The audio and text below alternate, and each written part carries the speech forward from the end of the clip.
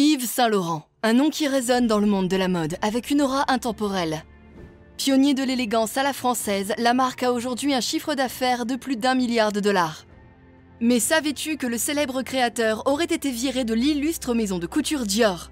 Depuis ses débuts jusqu'à la création de sa propre marque, le créateur a redéfini les normes de l'industrie et la manière dont nous percevons la mode. Son héritage continue d'inspirer et d'influencer les générations de créateurs qui lui succèdent.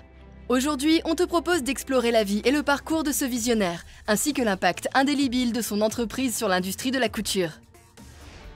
Yves Saint Laurent voit le jour en 1936 à Oran, en Algérie, après que sa famille d'origine française ait immigré là-bas en 1870. Il vient d'une famille de magistrats et côtoie la haute bourgeoisie. Il aime la culture, lui et ses sœurs vont d'ailleurs souvent au théâtre et à l'opéra. Le jeune Yves adore y aller et cela impactera par la suite son travail. Il commence à s'adonner à la couture à travers des poupées de papier nommées Paper Dolls. Durant son temps libre, il imagine 2 collections à travers la création de 11 poupées, de plus de 500 vêtements et accessoires, ainsi que de 2 programmes extrêmement détaillés. Il aime aussi dessiner et adolescent, il s'y réfugie, pour fuir le collège et sa discipline stricte qui l'empêche de s'épanouir. Il explique « Mais à partir des études secondaires, j'ai mené une vie double. D'un côté, il y avait dans notre maison la gaieté et le monde que je m'inventais avec mes dessins, mes décors, mes costumes, mon théâtre. De l'autre, dans une école catholique, c'était des épreuves et un monde dont, rêveur, pensif, timide, je me trouvais exclu et où mes compagnons se moquaient de moi, me terrorisaient et me battaient. » En mai 1950, Yves et sa mère vont voir la pièce de théâtre L'École des femmes de Molière. Ce sera une véritable révélation artistique pour le jeune homme. Il sera notamment impressionné par les décors ainsi que par les costumes. Par la suite, Yves Saint Laurent choisit de créer son propre petit théâtre avec une caisse en bois, des décors faits main et des figurines en carton. Il donnera des représentations devant les yeux émerveillés de ses sœurs et de ses cousins. Sur le côté, il continue de dessiner et devient un grand fan de Christian Bérard.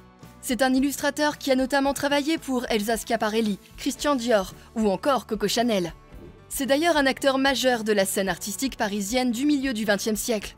Il publie ses dessins dans tous les grands magazines de mode de l'époque. Il réalise également des décors et des costumes pour le théâtre, l'opéra et le cinéma, et il deviendra une source d'inspiration importante pour le jeune homme. En plus du dessin, Bérard aura sûrement un impact sur la vision de la mode de Yves Saint Laurent. Avant de devenir créateur de mode, Yves passe son temps à illustrer certains livres tels que Merlin d'André Pragan ou encore Madame Bovary. En 1953, à 17 ans, il participe au concours annuel du Secrétariat international de la laine organisé à Paris. Il remporte le 3e prix et l'année suivante, il termine premier. Ce concours lui permettra de rencontrer le rédacteur en chef du magazine Vogue France, Michel de Brunoff. Il encourage le jeune homme et lui donne des conseils. Yves Saint Laurent commence à lui envoyer des illustrations de mode et de Brunoff, frappé par la ressemblance de son trait avec celui de Christian Dior, devient l'intermédiaire de leur rencontre. Par la suite, Dior engage le jeune homme comme assistant alors qu'il n'a que 19 ans. 2 ans plus tard, en 1957, Christian Dior meurt et Yves Saint Laurent devient ainsi le directeur artistique de la maison. Il présente sa première collection, Trapèze, qui connaît un immense succès.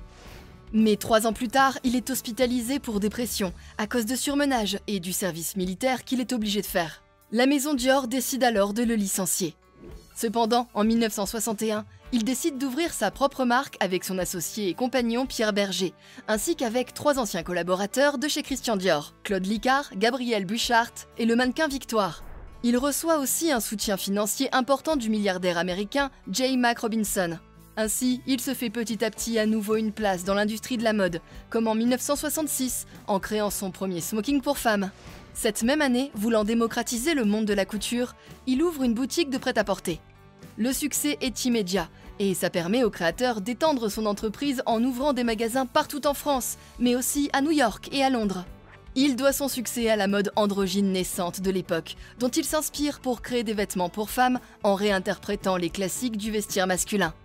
Comme beaucoup de ses collègues, il souhaite diversifier sa marque et ainsi, en 1971, son premier parfum voit le jour. Pour la publicité du produit, il décide de poser nu. Par la suite, des bijoux, des chapeaux, ainsi que des accessoires seront créés et vendus. Pour ses collections, il aime s'inspirer et rendre hommage aux artistes qu'il affectionne, tels que Delacroix, Matisse ou encore Marcel Proust. Tout au long de sa carrière, Yves Saint Laurent crée également des costumes pour le théâtre, le ballet et le cinéma. Comme pour Claudia Cardinal dans La Panthère Rose en 1963, Sophia Loren dans Arabesque en 1965, ou encore Catherine Deneuve dans Belle de jour en 1966. En 1983, il est le premier artiste vivant à être exposé au Metropolitan Museum of Art à New York. De grandes expositions sur son travail seront présentées par la suite dans les plus importantes capitales du monde. 2 ans plus tard, il reçoit l'Oscar du plus grand couturier et la distinction de chevalier de la Légion d'honneur. Il fait ensuite son entrée en bourse et se retrouve très vite leader sur le marché de la mode. En 1993, la marque est rachetée par le groupe Elf Sanofi, puis par le groupe François Pinault en 1998.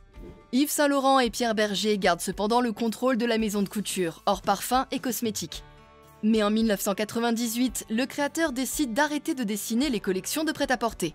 Il sera remplacé par Albert Elbaz en tant que directeur artistique du prêt-à-porter féminin et par Hedi Slimane pour le prêt-à-porter masculin. Cependant, il continue de faire la haute couture avant de présenter sa dernière collection en juillet 2001. Tom Ford prend alors sa place avant de donner les rênes de l'entreprise à Stefano Pilati.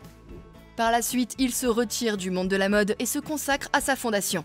Il meurt en 2008 à 71 ans d'un cancer du cerveau. Mais c'est loin d'être la fin de la marque qui continue de faire vivre les valeurs et l'imaginaire du créateur. Aujourd'hui, la maison est également connue sous le nom de Saint Laurent et elle continue d'être une force majeure dans l'industrie de la couture, grâce aux différents designers qui ont su mettre en avant leur art et leur originalité, tout en préservant l'héritage de la marque et en s'adaptant aux tendances actuelles. Grâce à ça, l'entreprise est maintenant réputée pour son sens inné du glamour et de l'élégance, combinant l'héritage classique de la maison avec une touche de modernité. Elle se distingue également par sa gamme d'accessoires haut de gamme, notamment de sacs à main, de chaussures et de lunettes de soleil. La maison ne cesse donc d'évoluer et de s'adapter à chaque génération. En effet, après avoir longtemps habillé des icônes du cinéma, aujourd'hui la marque séduit bon nombre de personnalités à l'instar de Rihanna ou de Kim Kardashian. C'est ainsi que l'entreprise s'adapte en prônant sans cesse une nouvelle définition de la liberté. On peut donc dire que l'empreinte laissée par Yves Saint Laurent dans la couture est incommensurable. Son audace, sa créativité et sa vision novatrice ont révolutionné l'industrie et ont établi de nouveaux paradigmes esthétiques. De la collection trapèze à la collection du smoking pour femmes, le créateur a bousculé les conventions, ouvrant la voie à une mode plus libre et plus progressiste. Aujourd'hui, la marque est ainsi synonyme de luxe, d'élégance et d'innovation. Elle reste fidèle à l'héritage créatif du créateur tout en évoluant avec le temps, créant ainsi une esthétique puissante. Sa marque demeure un symbole intemporel de sophistication et d'élégance, incarnant un héritage qui continue d'influencer et de captiver les amoureux de la mode du monde entier.